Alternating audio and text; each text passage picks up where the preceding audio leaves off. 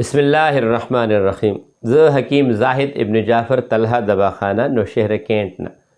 نن موضوع زمونږ دا ده، په دې چونکې زما ډېرې زیاتې ویډیوز موجود دي، خو ما سره دا 15 دی چې ډېرو کسانو رابطې وکړي چې د اولاد نرینه او د بچو د نه کېدو دا وجوهات تاسو لږ شان ووایئ.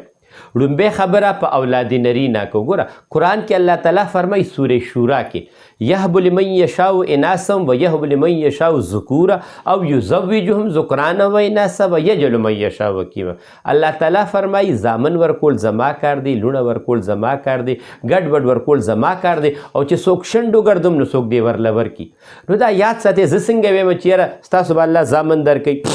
د سړي په وجود کې الله تعالی دوه قسمه جراثیم ایښي دي، یو د الک او یو د جینۍ. یو ته ایکس کروموسوم وي، یو بل ته وای کروموسوم وي.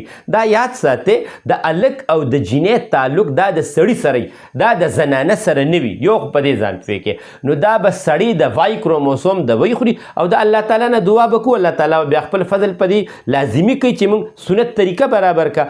نو دا زه د وای کروموسوم د وی جوړوم. بقایا که تاسو ته څوک دا ووایي چې زه د وی در کوم او ستا به شرطیه نو په ګارنټۍ باندې زوی کېږي، نو دا یاد ساتئ، دا کفر دی. لومبۍ دا کلیر کې.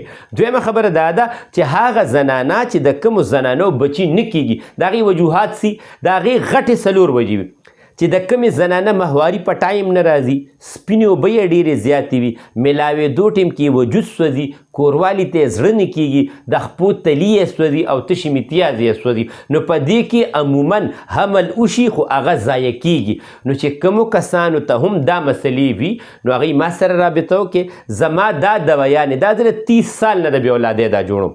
نو چې چاته څه مسلې ما ته به لومبۍ زما په یو فون نمبر باندې فون کوي، په دې وټسپ هم دی، خو په دې په زرګونو میسیجز دي د ترو آوټ د ټولې دنیا نه. نو تاسو ما ته فون کوئ چې څه ټیم تاسو وټسپ ته خپل ټیسټونه راولېږئ، هغه ساعت به فون وکړئ په وټسپ، زه به هغه ساعت جواب در کوم او زه به تاسو ته هغه ساعت دا ووایم د الله تعالی فضل چې دې کې فرق د زنانه دی او که د سړي. نو رابطه کولی شئ. دا وټسپ نمبر چې کوم دی هغه دی 0333 91 38 479 0333 91 38479. په دې رابطو کې الله به خپل فضل کوي. السلام علیکم.